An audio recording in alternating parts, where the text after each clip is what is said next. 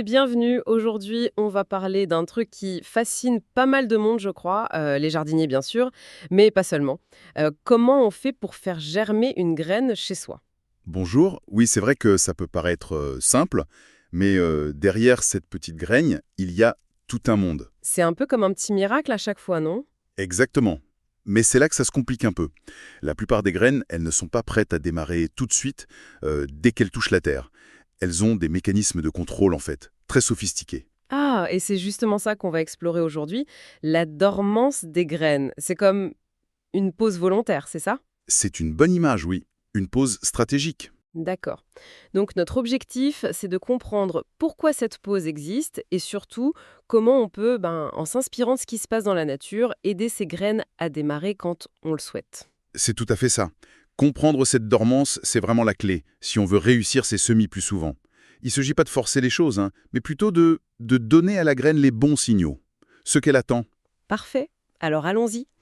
Pourquoi une graine qui a tout pour devenir une plante choisit de rester inactive? Parfois même très longtemps, hein. C'est quoi au juste cette dormance? Alors, la dormance, attention, ce n'est pas un état de mort latente, hein. C'est une stratégie de survie incroyablement efficace d'ailleurs, que l'évolution a peaufinée. Une stratégie de survie? Oui. Et pour bien comprendre, il faut regarder un peu le contexte naturel. Prenons par exemple les arbres, les plantes vivaces de nos régions tempérées. Ah oui, je vois. Comme en forêt à l'automne, les glands qui tombent des chênes, les faînes des hêtres, les samarres des érables. C'est vrai qu'il y a beaucoup de graines qui sont libérées à ce moment-là. C'est un cas très courant, oui. Ces graines, elles arrivent au sol juste avant l'hiver. Mais attention, ce n'est pas une règle absolue. Ah non, hein? Non, non. Certaines plantes libèrent leurs graines au printemps, d'autres en été, ou même un peu toute l'année. La stratégie, elle dépend vraiment de l'espèce et de son environnement. D'accord. Mais pour celles qui tombent à l'automne, cette dormance, c'est pour éviter de germer trop tôt et de se faire griller par le gel de l'hiver? Vous avez tout compris. Le gel, ça anéantirait une jeune pousse toute fragile. Donc la dormance, elle protège l'embryon dans la graine contre le froid, mais aussi contre l'humidité excessive de l'hiver. C'est comme une assurance vie, en quelque sorte. C'est ça. Et ça permet de synchroniser la germination avec le retour du beau temps, hein, typiquement le printemps. D'accord. Mais alors, comment la graine, elle sait que l'hiver est fini, qu'il est temps de se réveiller? Il doit bien y avoir un signal, non? Tout à fait. Et c'est là que la nature est assez ingénieuse. Pour beaucoup de ces graines de climat tempéré, le signal clé, c'est une période de froid. Mais attention, de froid humide et prolongé. Ah, le froid. Oui, c'est ce qu'on appelle la stratification froide naturelle, ou la vernalisation pour le processus physiologique lui-même. Donc, le froid, ce n'est pas seulement l'ennemi à éviter, mais c'est aussi le signal attendu. C'est un peu paradoxal, non? Exactement. Ce bain de froid hivernal, c'est lui qui va, en quelque sorte, déverrouiller la germination pour plus tard. Hmm, ingénieux. Ça indique à la graine que l'hiver est bien là et qu'il va sans doute bientôt se terminer. Sans ce signal froid, même si les températures remontent au printemps, la graine pourrait rester endormie. C'est une sécurité, Une sécurité contre un faux départ si jamais il y a un redout en plein hiver, par exemple? précisément, pour éviter de germer trop tôt et de se faire surprendre par un retour du froid. Et cette attente, ça peut durer longtemps, apparemment? Plusieurs années, parfois? Ah oui, absolument. Certaines graines peuvent rester en dormance dans le sol pendant des années en attendant vraiment le moment idéal. On parle de la banque de graines du sol. La banque de graines. Fascinant. C'est un réservoir de biodiversité incroyable. Parfois, il faut même un événement spécial pour les réveiller, comme un feu ou que la terre soit retournée. D'accord. Bon, mais si on veut cultiver ces plantes, on n'a pas forcément envie d'attendre le prochain hiver naturel ou plusieurs années. Comment on peut faire, nous, pour reproduire ces conditions et lever la dormance? C'est là qu'interviennent les techniques qu'on utilise en jardinage ou en horticulture. L'idée générale, c'est d'imiter la nature, ou d'accélérer un peu les choses. Ok. Mais, et c'est très important, il n'y a pas une seule recette qui marche pour tout. Chaque espèce a ses propres besoins, ses propres codes pour sortir de dormance. Donc, il faut absolument savoir à quelle plante on a affaire. D'accord, pas de solution miracle universelle. Mais quelles sont les grandes méthodes pour réveiller ces graines?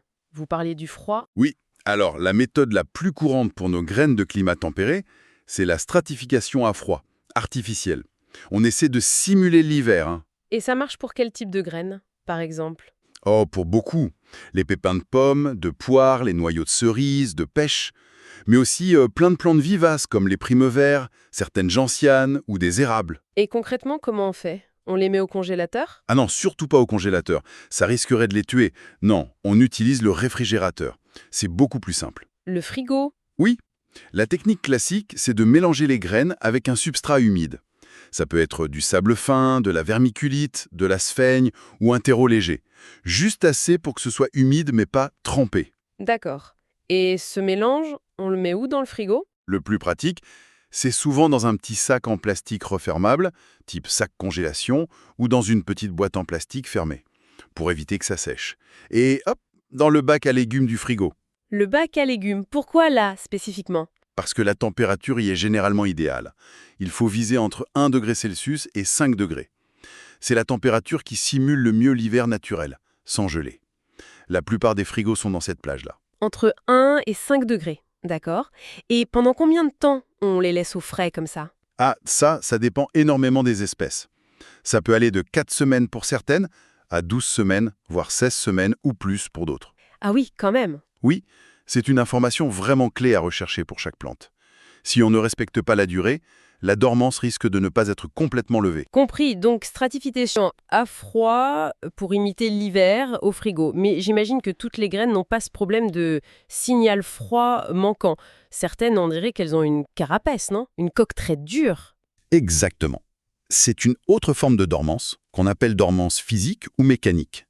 Là, c'est l'enveloppe de la graine, le tégument, qui est le problème. Il est trop dur ou imperméable. Et du coup, l'eau ne peut pas rentrer? Ni l'oxygène. C'est ça. L'eau et parfois l'oxygène ne peuvent pas atteindre l'embryon à l'intérieur. C'est le cas de beaucoup de légumineuses, comme certains acacias, les glycines, ou des plantes comme le canna, par exemple. Et pour celle-là, le frigo ne sert à rien, j'imagine. Non, aucun effet. Pour ces graines-là, il faut fragiliser cette enveloppe. On appelle ça la scarification. La scarification. Ça fait un peu chirurgical. Oui, le mot peut impressionner, mais l'idée est simple. Il faut créer une petite brèche, une ouverture dans la coque. Et comment on fait ça sans abîmer l'intérieur de la graine? Alors, on peut le faire mécaniquement. Par exemple, en frottant doucement la graine sur du papier de verre, juste pour user un peu la coque. Ah oui, comme pour poncer légèrement. C'est ça. Ou alors, on peut faire une toute petite entaille, très peu profonde, avec la pointe d'un couteau ou d'un cutter. Mais attention, il faut le faire loin de la zone où l'embryon pourrait se trouver, si on la voit. L'objectif, c'est juste que l'eau puisse enfin entrer. Une petite égratignure contrôlée, quoi. Voilà. Il existe aussi des méthodes chimiques, avec de l'acide. Mais bon, ça c'est plutôt pour les pros, c'est plus délicat à manipuler. Oui, on va éviter l'acide dans la cuisine. Oui, mieux vaut. Une autre approche, plus douce, qui est parfois suffisante ou qu'on combine, c'est le trempage. Le trempage, ah oui, j'ai déjà entendu parler de ça. Faire tremper les graines dans l'eau. Oui. Le trempage dans l'eau tiède, c'est une technique très simple mais souvent efficace. Ça peut lever une dormance légère ou simplement accélérer la germination, même pour des graines qui n'ont pas une coque hyper dure. Comme les haricots, par exemple. Ou les pois. Exactement. C'est très courant pour les grosses graines comme les haricots, les pois, les capucines, les courges aussi. L'eau va ramollir l'enveloppe et surtout réhydrater l'embryon.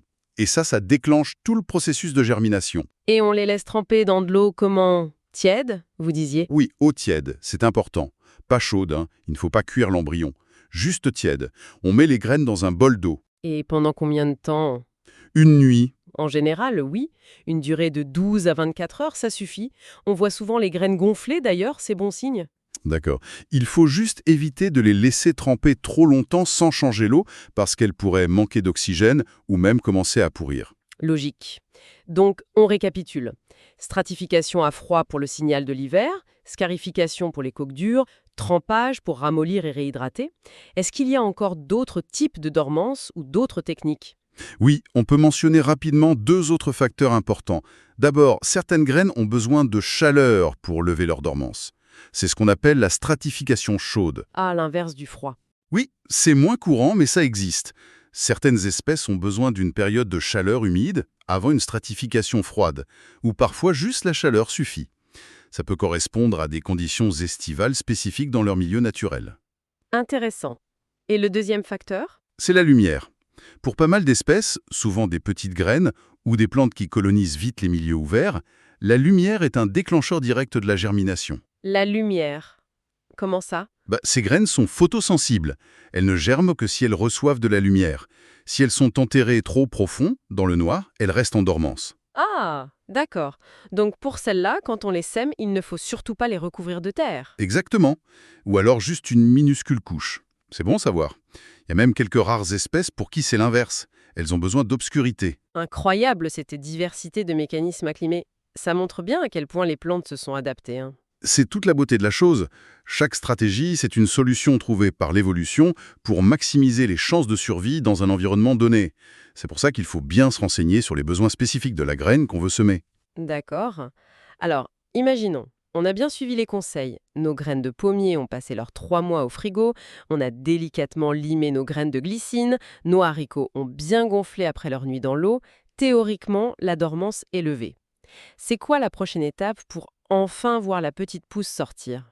C'est une étape super importante, oui. Parce que lever la dormance, ça prépare la graine. Mais la germination elle-même, elle ne se fera que si les conditions deviennent favorables.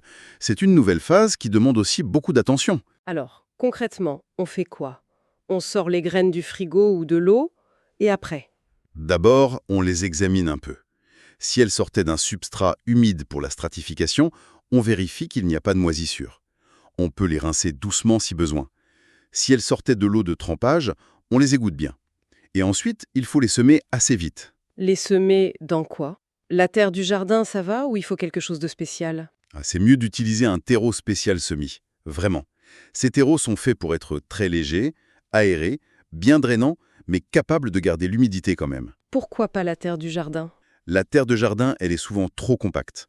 Elle peut aussi contenir des maladies ou plein de graines de mauvaises herbes. Et elle risque de faire une croûte en séchant, ce qui bloque les petites plantules. D'accord, terreau à semis. Et on les enterre profond? La règle générale, c'est de semer à une profondeur qui fait à peu près 1 à 2 fois la taille de la graine.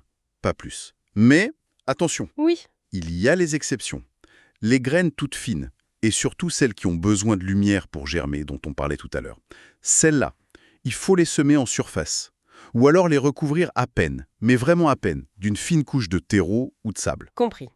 Une fois que nos graines sont bien installées dans leur petit pot avec le bon terreau, qu'est-ce qui est vraiment crucial pour que ça démarre? Les sources insistent sur quelques points. Oui. Il y a 3 facteurs absolument déterminants à ce stade. L'humidité, la température et la lumière. C'est l'équilibre entre les 3 qui est clé. L'humidité, j'imagine qu'il faut que ça reste humide tout le temps. Oui, constamment humide. Mais, et c'est là le piège, jamais détrempé. Trop d'eau, c'est aussi mauvais que pas assez. Ah oui, pourquoi? Ça favorise les maladies, comme la fonte des semis, c'est un champignon qui tue les jeunes pousses, et ça empêche les racines de respirer, elles peuvent s'asphyxier. Donc, humide, mais pas gorgé d'eau. Comment on fait pour bien doser? Au début, le mieux c'est souvent d'utiliser un vaporisateur. Ça permet d'humidifier en douceur sans déplacer les graines. D'accord. Et la température? Après les avoir mises au froid, parfois elles ont besoin de quoi maintenant?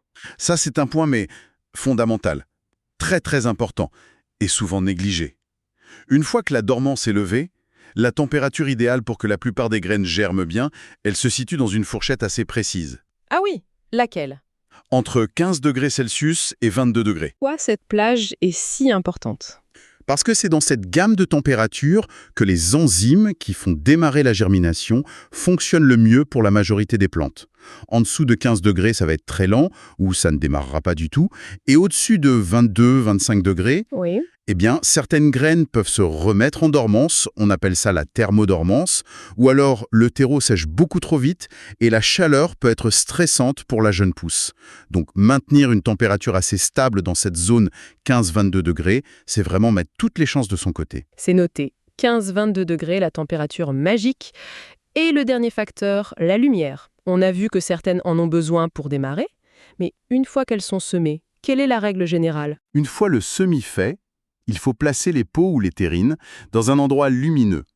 C'est essentiel, parce que dès que la petite tige sort, elle a besoin de lumière pour faire la photosynthèse et grandir. Donc près d'une fenêtre. Oui, mais attention, il faut absolument éviter le soleil direct qui tape fort, surtout derrière une vitre.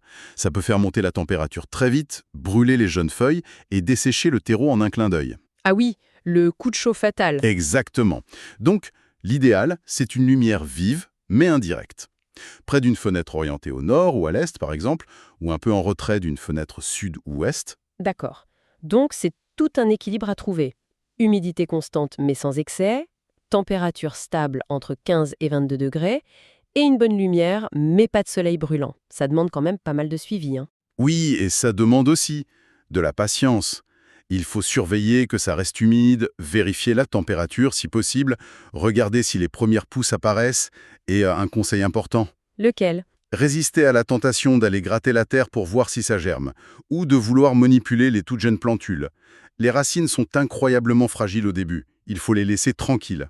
On comprend mieux pourquoi réussir ces semis, c'est parfois vu comme un art un peu délicat.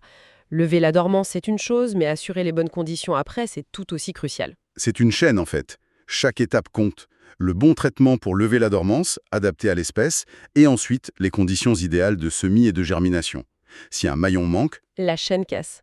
c'est un peu ça, oui. Bon, si on essaye de résumer un peu tout ce qu'on s'est dit, la dormance des graines, finalement, ce n'est pas un défaut, c'est une super adaptation. Une stratégie de survie pour passer les moments difficiles, comme l'hiver. Tout à fait. C'est une programmation biologique pour attendre le bon moment. Et pour nous, jardiniers ou curieux, on peut dialoguer avec cette programmation en imitant les signaux naturels. Oui, avec la stratification à froid pour simuler l'hiver, la scarification pour ouvrir les portes des coques dures, le trempage pour réhydrater, ou en tenant compte des besoins de chaleur ou de lumière pour certaines. Exactement. On donne le coup de pouce nécessaire. Mais l'histoire ne s'arrête pas là. Une fois la graine réveillée, prête à germer, le succès final dépend vraiment des conditions qu'on lui offre. Hmm. Le bon terreau, l'humidité juste comme il faut, la lumière suffisante mais douce, et surtout cette fameuse température entre 15 et 22 degrés Celsius. Maîtriser ces techniques et ces conditions, ça permet vraiment d'accompagner ce petit miracle de la nature et d'augmenter considérablement ses chances de voir naître de nouvelles plantes. C'est une belle illustration de la complexité qui se cache dans des choses qui nous semblent parfois toutes simples, comme une graine, et ça m'amène à une réflexion un peu plus large pour finir. Je vous écoute. Quand on pense à cette patience incroyable, à tout ce potentiel contenu dans une si petite chose, une graine capable d'attendre parfois des années son heure, est-ce qu'il n'y a pas là des leçons de résilience, ou peut-être d'autres stratégies cachées que la nature pourrait nous apprendre si on prenait plus le temps de l'observer? C'est une excellente question pour conclure. Au-delà des graines, quels autres processus naturels, quels cycles de vie, quelles interactions complexes est-ce qu'on pourrait chercher à mieux comprendre et peut-être même à accompagner pour en libérer tout le potentiel? L'observation attentive de la nature, ça reste une source inépuisable d'émerveillement et de connaissances, c'est certain.